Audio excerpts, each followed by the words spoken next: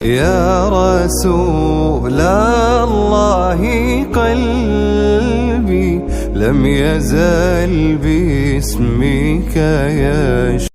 آئیے ہم کچھ عرض و معروضات کرنے سے قبل اپنے آقا انعامدار مدینے کے تاجدار ختم الرسل مولا کل ارواحنا فدا جناب محمد الرسول اللہ صلی اللہ علیہ وسلم کی بارگاہ بے کس پناہ میں درود شریف کا نذرانہ نچھاور کر لیں. پڑھی اللہم صلی علی سیدنا و مولانا محمد مبارک وسلم. صلاۃ و سلام علیک یا رسول اللہ صلی اللہ تعالی علیہ وسلم. عزیزان مکرم، یہ شعبان کا مہینہ عبادتوں کا مہینہ ہے. نبی رحمت صلی اللہ علیہ وسلم کی زوجہ حضرت سیدتنا عائشہ صدیقہ رضی اللہ عنہا فرماتی ہیں، میں نے میرے شوہر سرتاج کو بارہا دیکھا ہے کہ شعبان کا مہینہ جب آتا تو آپ کثرت سے اللہ کی بارگاہ میں استغفار کرتے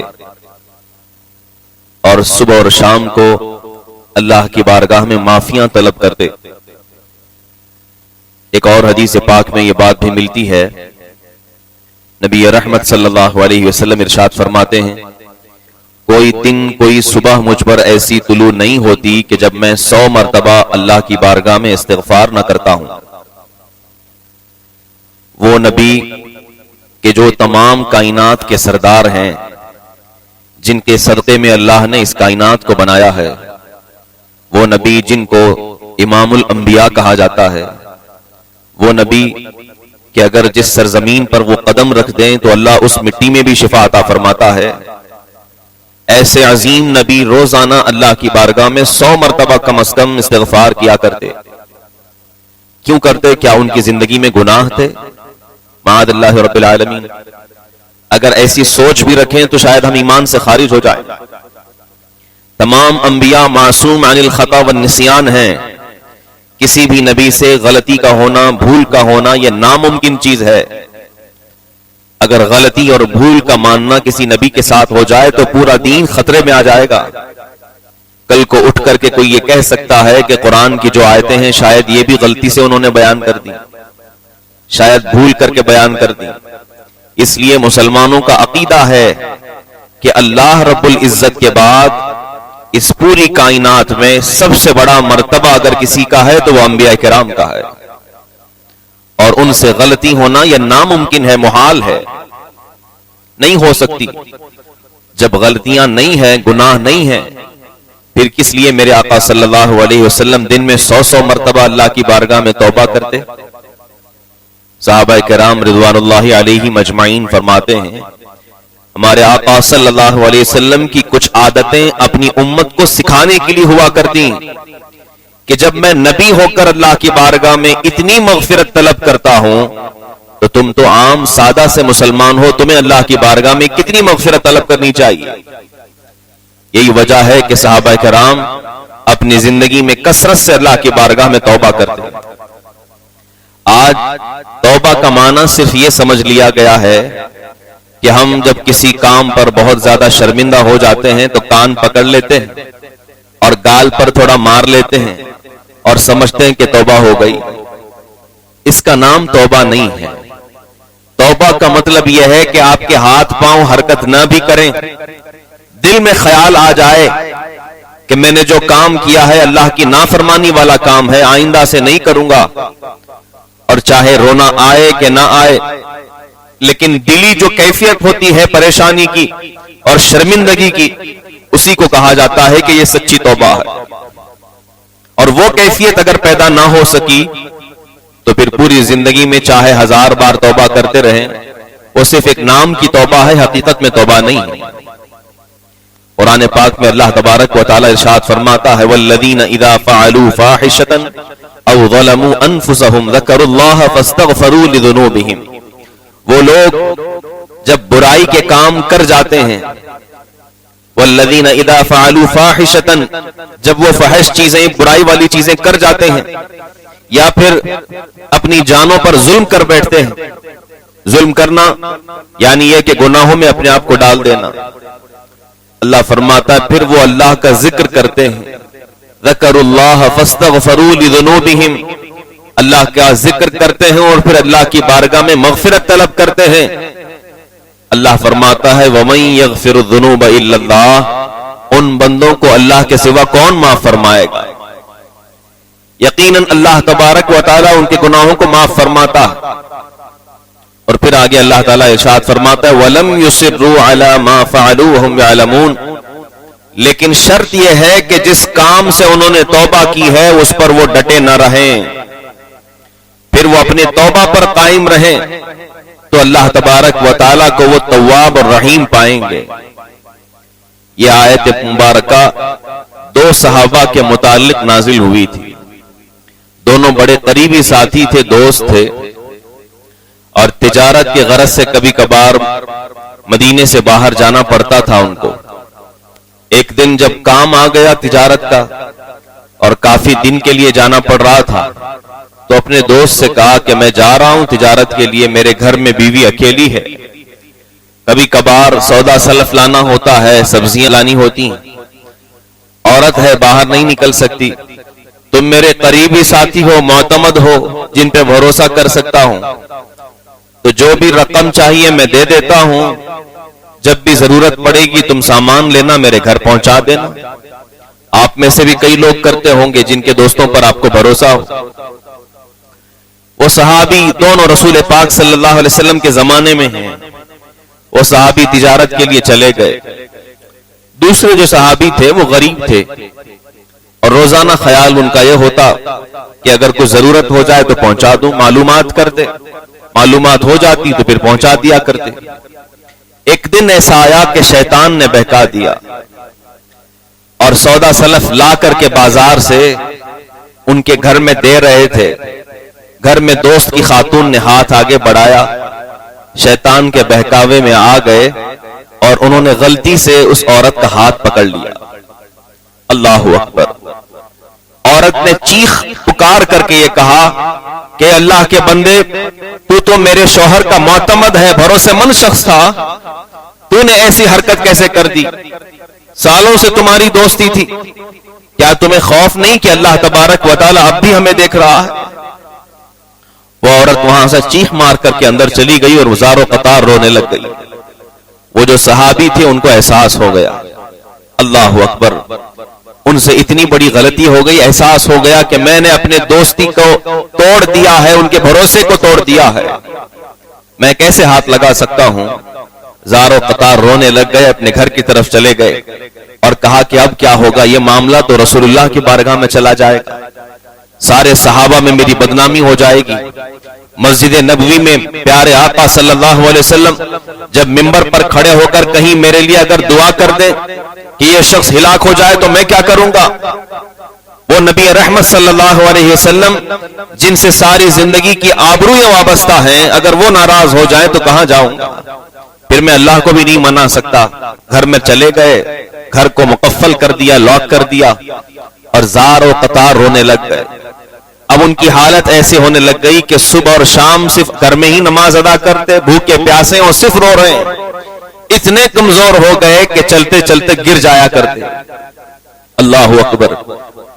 اور کچھ دن گزرنے کے بعد وہ جو امیر کبیر صحابی تھے سفر سے واپس ہوئے، جیسے ہی وہ مدینہ پہنچے اپنی بیوی کے قریب گئے، بیوی نے بتایا کہ آپ مجھے کسی ایسے انسان کے حوالے کر گئے ہو کہ جو آپ کا بھروسے مند بھی نہیں ہے اور آپ کی امانت میں خیانت کر بیٹھا ہے، اتنا بڑا کام اس نے کیا۔ اللہ اکبر! وہ جو امیر کبیر صحابی تھے ان کو بڑا افسوس ہوا اور کہا کہ اتنی بڑی ہماری دوستی کو اس نے ٹھیس پہنچائی، میں اس کا ذکر سیدھے رسول پاک صلی اللہ علیہ وسلم کی بارگاہ میں کرتا ہوں۔ فوراً دوڑے دوڑے چلے گئے، میرے آقا صلی اللہ علیہ وسلم تشریف فرما ہیں، صحابہ کرام موجود ہیں، کہا یا رسول اللہ میرے ساتھ بہت بڑا معاملہ ہوا۔ کہا کیا معاملہ ہے؟ کہا یا رسول اللہ میں تجارت پر جا رہا تھا، میں ایک دوست کے سہارے اپنی بیوی کو چھوڑ کر گیا تھا، اس کا کام بس یہ تھا کہ کوئی سامان لا کر پہنچا دے، لیکن اس میں اس نے خطا کر دی۔ نبی رحمت صلی اللہ علیہ وسلم کی آنکھیں جلال میں آ گئیں۔ اللہ اکبر! صحابہ سے فرمایا اے میرے صحابیوں، جاؤ دیکھو وہ دوسرا شخص کہاں ہے جس سے یہ خطا ہوئی۔ صحابہ ڈھونڈنے کے لیے نکل پڑے، دیکھا تو کہا گھر جو ہے بند کیا گیا ہے، لاک کیا گیا۔ گھر کے اندر داخل ہو کر کے دیکھا، کھڑکیوں سے دیکھا، اندر نہیں. کہا وہ شخص کہاں چلا گیا؟ لوگ ڈھونڈنے کے لیے نکل پڑے. کافی دور ڈھونڈنے پر پتا چلا کہ کسی پہاڑی کے اوٹ میں جا کر کے وہ بیٹھے ہوئے ہیں اور زاروں قطار رو رہے ہیں. وہاں کے آس پاس کے لوگوں نے بتایا کہ ایک شخص کو ہم نے دیکھا ہے، یہ کافی دن سے یہاں آیا ہوا ہے اور مسلسل رو رہا ہے. اس کے کپڑے بھی پھٹ گئے ہیں، نہ کھانے کی بات کرتا ہے، نہ پینے کی بات کرتا ہے، صرف اور صرف استغفار کرتا ہے، توبہ کرتا رہتا ہے. صحابہ کرام نے کہا رسول پاک صلی اللہ علیہ وسلم نے تمہیں اپنی بارگاہ میں بلایا. وہ گھبرا گئے کہ آخر وہ دن آ ہی گیا کہ سب کے سامنے میری بدنامی ہو جائے گی، سب کے سامنے مجھے جو ہے بدنام کیا جائے گا. اللہ اکبر. اللہ کی بارگاہ میں توبہ کرتے ہوئے، رجوع لاتے ہوئے، بوجھل قدموں کے ساتھ وہاں سے واپس ہوئے. میرے آقا صلی اللہ علیہ وسلم نے جب دیکھا ان کا چہرہ سمجھ گئے کہ یہ بندہ اب پہلے جیسا نہیں رہا ہے، اپنی غلطی پر اسے احساس ہوا ہے اور اللہ کی بارگاہ میں یہ توبہ کر بیٹھا ہے. ابھی میرے آقا صلی اللہ علیہ وسلم کے پاس دونوں موجود ہیں، مجرم بھی موجود ہے اور وہ صحابی جو ہیں جو اپنی بیوی حوالے کر گئے تھے وہ بھی موجود ہیں. اب فیصلہ میرے آقا کی زبان سے نکلنے والا ہے. میرے آقا صلی اللہ علیہ وسلم جیسے ہی فیصلہ فرمانے والے تھے، آسمان سے جبرائیل امین آیتیں لے کر نازل ہوئے. کون سی آیتیں؟ جو میں نے ابھی تلاوت کیا. اللہ فرماتا ہے والذین اذا فعلوا فاحشۃ او ظلموا انفسهم ذکروا اللہ فاستغفروا لذنوبهم ومن یغفر الذنوب الا اللہ. وہ لوگ جو فحش والی چیزیں، بری چیزیں کر جاتے ہیں یا اپنی جانوں پر ظلم کر جاتے ہیں، پھر اللہ تبارک و تعالیٰ کے ذکر کی طرف چلے جاتے ہیں اور استغفار کرتے ہیں، بے شک اللہ تبارک و تعالیٰ نے انہیں معاف فرما دیا ہے. اللہ اکبر. میرے آقا صلی اللہ علیہ وسلم کی نگاہ نبوت کھل اٹھی اور آپ نے ارشاد فرمایا اے میرے صحابی پریشان نہ ہونا، تمہاری توبہ سیدھے اللہ کی بارگاہ میں قبول ہو گئی اور اللہ نے تمہیں معافی کا پروانہ عطا فرما دیا ہے. اگر ہم زندگی میں توبہ کریں تو معلوم نہیں ہے کہ توبہ قبول ہوتی ہے کہ نہیں ہوتی ہے، لیکن صحابہ کہتے کہ وہ شخص کتنا نصیب والا ہے، اس کی توبہ دنیا میں ہی قبول ہو گئی اور اللہ رب العزت نے قرآن میں ذکر فرما دیا کہ میں نے تیرے سارے گناہوں کو معاف فرما دیا ہے. اللہ کی رحمت بہت بڑی ہے مسلمانوں.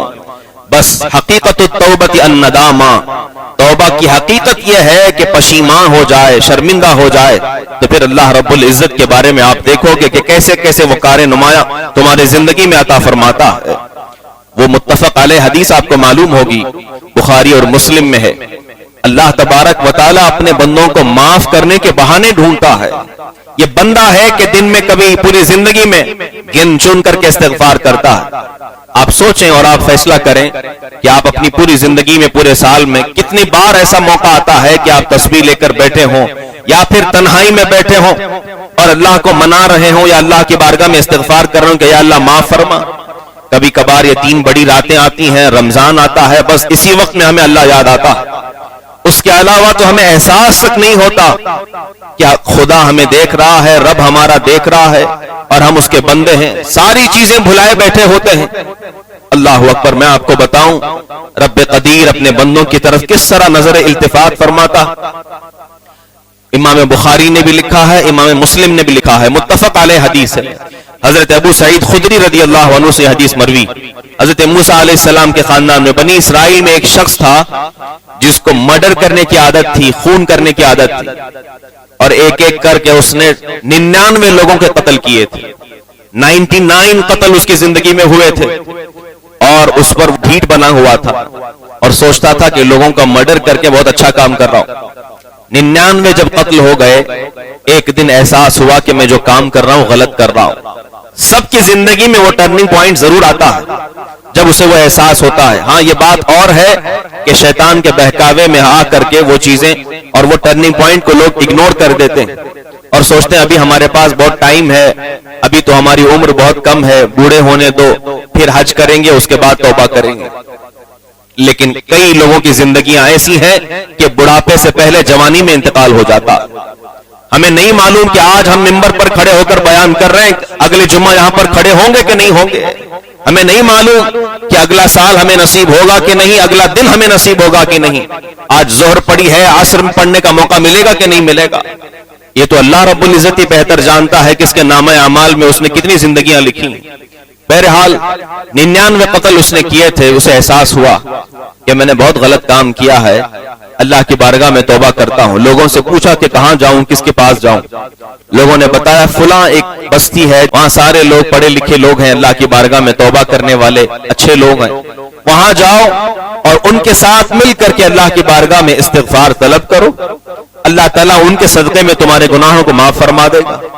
اسی خیال سے وہ نکلا تھا, ابھی راستے ہی میں تھا کہ انتقال ہو گیا. اللہ اکبر.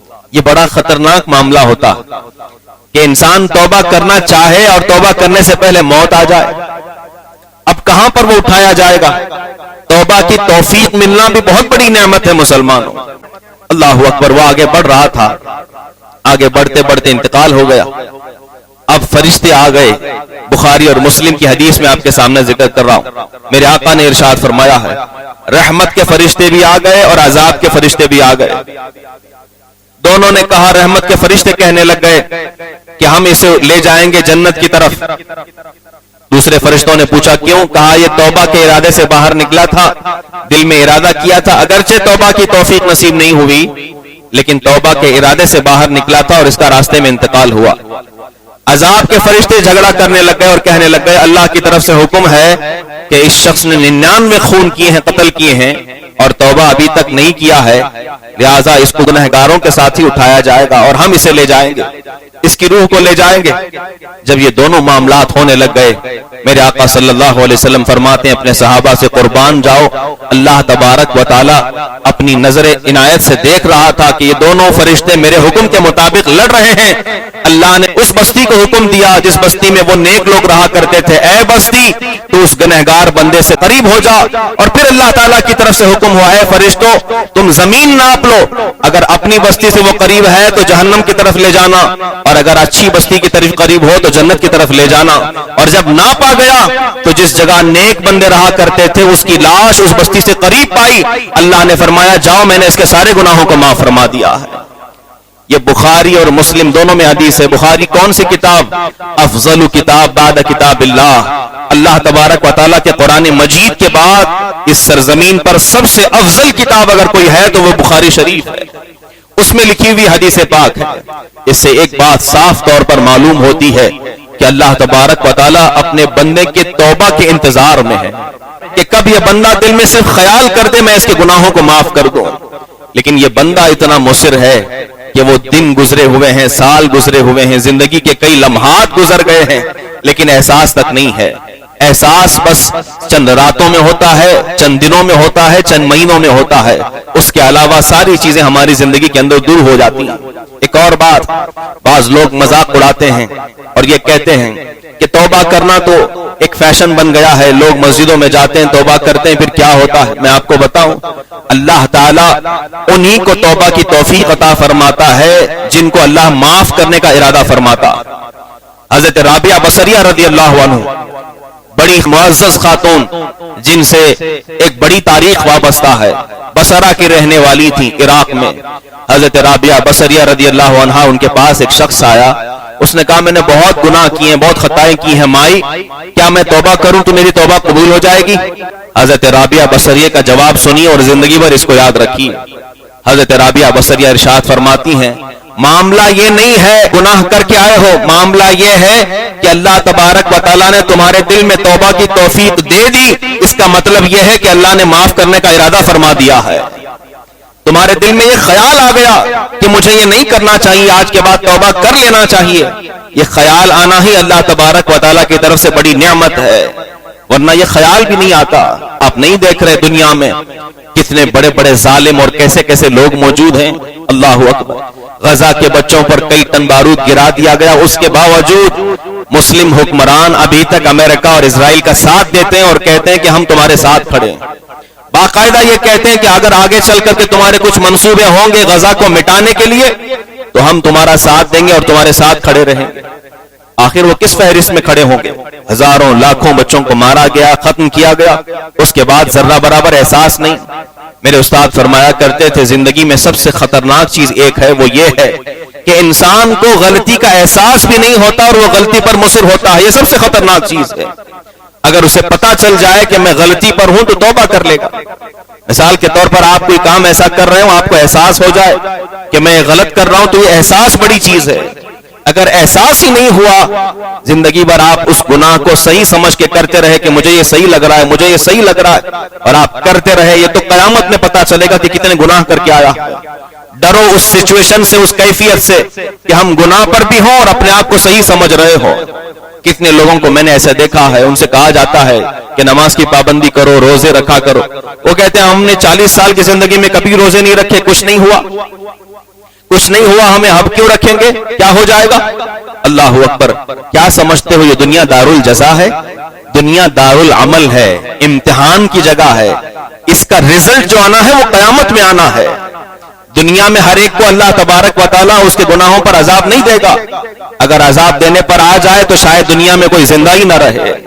اگر عدل و انصاف پر آ جائے تو کسی کو سانسیں میسر نہ ہو، رزق میسر نہ ہو۔ اللہ تو یہاں سارے لوگوں کو ڈھیل دے کر کے رکھا ہے۔ فَمَنْ شَاءَ فَلْيُؤْمِنْ وَمَنْ شَاءَ فَلْيَكْفُرْ، جو چاہے ایمان لائے، جو چاہے کفر کرے۔ اختیار دیا ہے بندوں کے ہاتھ میں، وہ تو دیکھ رہا ہے کہ یہ کب کیا کریں گے۔ وہ تو کل قیامت میں حساب و کتاب ہوگا کہ کس نے اپنی زندگی کے اندر ایمان حاصل کیا، کس نے کفر کیا۔ اللہ اکبر! تو یہ دنیا کو دار العمل سمجھیں، دار الجزا نہ سمجھیں۔ اور ہاں، بسا اوقات کسی کو ظلم کا اس کا بدلہ مل جاتا ہے تو یہ اللہ تبارک و تعالیٰ کی حکمت ہے تاکہ لوگ عبرت حاصل کریں، ورنہ آخرت کے عذاب کے سامنے یہ دنیا کے عذابات کچھ بھی نہیں ہیں۔ یہ بیماریاں یا ہلاکتیں یا موت آنا یہ کوئی بڑی چیز نہیں ہے، اس سے خطرناک چیز تو قیامت کے متعلق ہوگی۔ میں آپ کو بتاؤں حضرت حسن بصری رضی اللہ عنہ کے متعلق۔ حضرت حسن بصری رضی اللہ عنہ، آپ نے بارہا ان کا نام سنا ہوگا۔ یہ وہ شخص ہیں کہ جب اللہ کی بارگاہ میں دعا کے لیے ہاتھ اٹھاتے تھے، ان کے ہاتھ گرنے سے پہلے اللہ تعالیٰ دعا کو قبول فرما لیا کرتا تھا۔ اگر کوئی شخص آتا اور کہتا کہ بارش نہیں ہو رہی ہے، فلاں تکلیف ہے، فلاں معاملہ ہے، ایسا ویسا ہے، اگر آپ ہاتھ اٹھاتے، ہاتھ کے گرنے سے پہلے اللہ ان کی دعا کو قبول فرماتا۔ جن کی بارگاہ میں بیٹھنے والے کئی لوگ ولی ہو گئے۔ حضرت حسن بصری، بصرہ کے رہنے والے رضی اللہ عنہ، جانتے ہیں یہ کون شخص تھے؟ بہت امیر کبیر شخص، بزنس مین، تاجر، اچھے آدمی تھے، لیکن دین سے زیادہ شغف نہیں تھا، دین کی سے زیادہ تعلق نہیں تھا۔ بزنس مین تھے، اپنی زندگی گزارتے تھے، اچھے اچھے کپڑے پہنا کرتے، زندگی ان کی چل رہی تھی۔ ایک دن راستے سے گزر رہے تھے، خود انہوں نے اپنی کتاب میں یہ بات لکھی، اپنی زندگی کے متعلق لکھا۔ بزرگان دین نے کتاب میں اس واقعے کو نقل کیا۔ حضرت حسن بصری کہتے ہیں میں ایک راستے سے گزر رہا تھا، بازار میں نے دیکھا کہ خوبصورت لڑکی میرے سامنے سے گزر رہی، اور دولت کا چونکہ مجھے گھمنڈ تھا کہ میں کسی عورت سے بھی نکاح کر سکتا ہوں، پیسے دے دوں گا اور پھر نکاح میں اپنے رکھ لوں گا، جب تک چاہے زندگی گزاروں۔ تو مجھے اس چیز کا گھمنڈ تھا کہ میرے پاس پیسے بہت ہیں اور خوبصورت ہوں، اچھا انسان ہوں۔ وہ عورت بڑی خوبصورت تھی، اسے دیکھتے رہ گئے۔ اس عورت نے جھنجلا کر کے کہا، اے اللہ کے بندے، کیا تجھے اللہ کا خوف نہیں؟ تو کیا دیکھ رہا ہے؟ حسن بصری کہتے ہیں کہ میں نے کہا کہ میں تیری آنکھیں دیکھ رہا ہوں، مجھے تیری آنکھیں بہت زیادہ پسند ہیں، بہت خوبصورت ہیں تیری آنکھیں، بہت اچھی لگ رہی ہیں۔ اس خاتون نے کہا کہ اللہ کا ڈر تمہیں نہیں ہے؟ میں نامحرم ہوں تمہارے لیے اور تم دیکھے جا رہے ہو۔ حسن بصری کہتے ہیں وہ سب بات کی بات ہے، تیری خوبصورتی پر تعریف کرنا چاہتا ہوں۔ اللہ اکبر!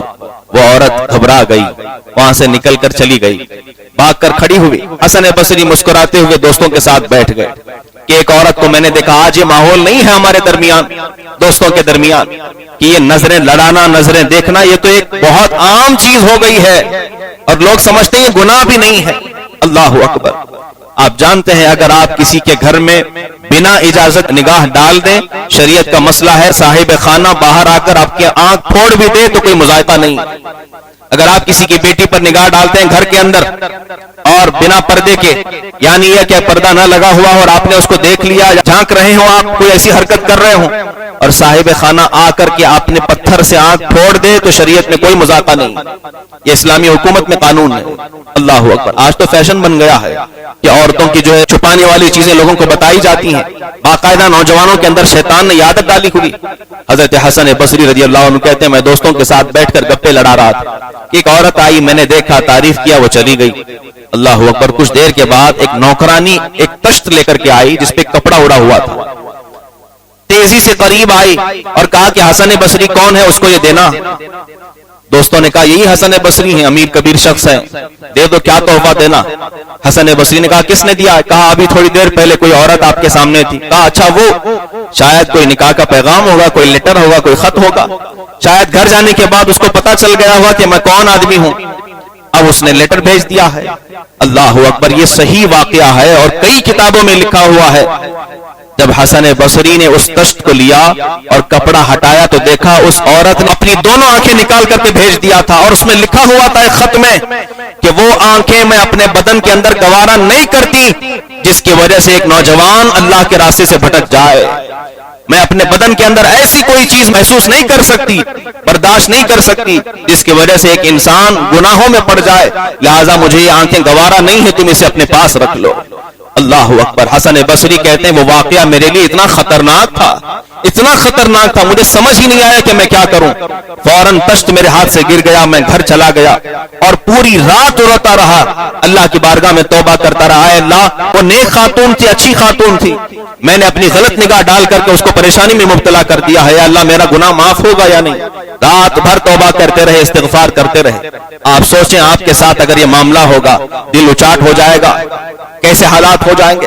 حسن بصری کہتے ہیں فجر کی اذان ہوئی، نماز ادا کیا، نماز ادا کرنے کے بعد میں نے سوچا کہ اس عورت کے گھر پر جاتا ہوں اور معافی مانگ لیتا ہوں، جاتا ہوں کہہ دیتا ہوں کہ اے بہن معاف کر دے، غلطی سے میں نے وہ باتیں کہہ دی ہیں۔